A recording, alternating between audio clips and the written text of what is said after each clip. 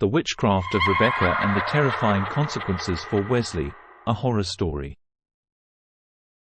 Wesley was a skeptic, a man who believed that all the superstitious nonsense about witchcraft and magic was just that, a bunch of nonsense.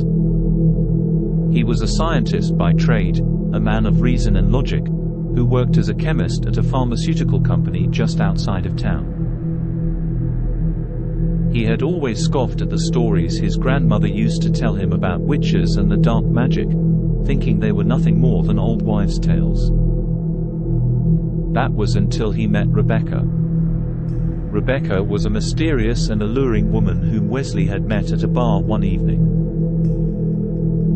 She was unlike any woman he had ever met before, enigmatic, seductive, and full of surprises. They had hit it off immediately, and before long, they were spending all their time together. But there was something strange about Rebecca. She always seemed to be surrounded by an aura of darkness, and her eyes seemed to glow with an otherworldly light. Wesley couldn't help but be fascinated by her, even as he tried to convince himself that it was all just his imagination. One night, as they were walking along a quiet path in the woods, Rebecca stopped and turned to face Wesley.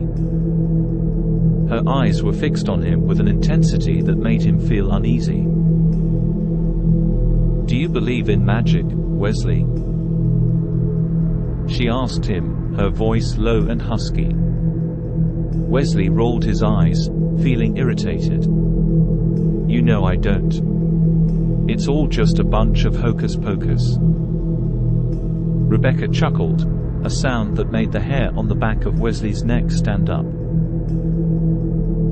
"You're wrong, Wesley. Magic is all around us. You just need to open your mind to it." And with that, she reached out and took Wesley's hand. Suddenly, he felt a jolt of electricity shoot through his body, and everything went black. When Wesley awoke, he was lying on a cold stone floor in what looked like an old dungeon.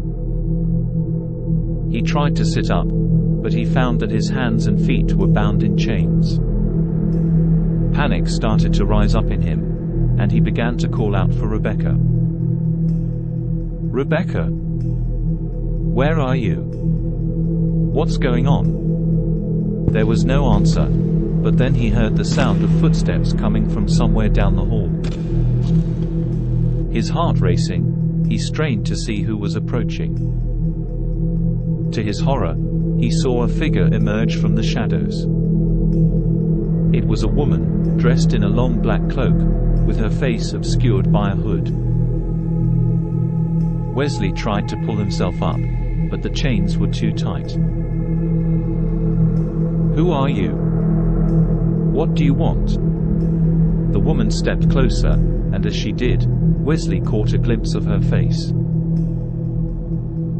It was old and wrinkled, with deep lines etched into every groove. Her eyes were bright and piercing, and they seemed to bore straight into his soul. "I am a witch," she said, her voice raspy and dry. "And I have taken a liking to you, Wesley." Wesley's heart was pounding so hard he thought it would burst out of his chest. He tried to move, but he was completely immobilized. "What do you want from me?" he asked, his voice trembling.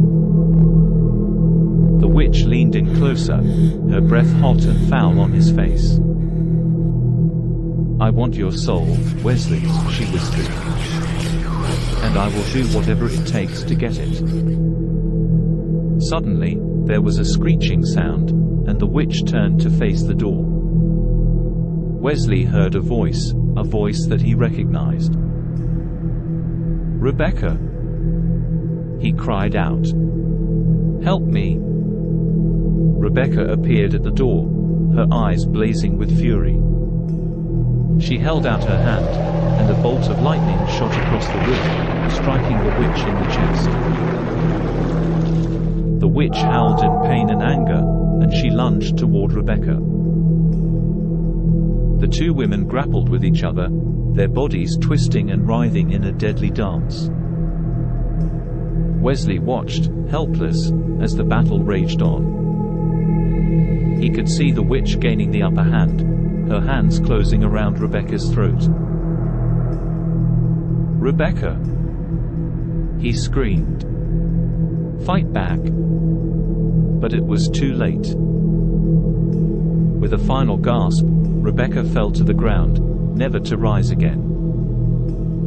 The witch turned to Wesley, her eyes burning with a fierce intensity. "Your turn, Wesley," she said. "Now I have your soul." With that, she raised her arms, and the room was engulfed in flames. Wesley screamed in terror and agony as the fire consumed him, burning his body and soul beyond recognition. The witch laughed, a deep, throaty cackle that echoed through the empty dungeon. As she disappeared into the shadows, she whispered a single word into the ether: "Mine." And with that, the horror was over.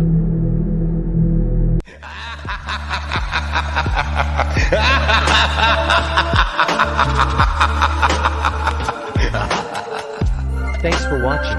If you enjoyed the video, leave a like and tell us what you think in the comments. And of course, don't forget to subscribe.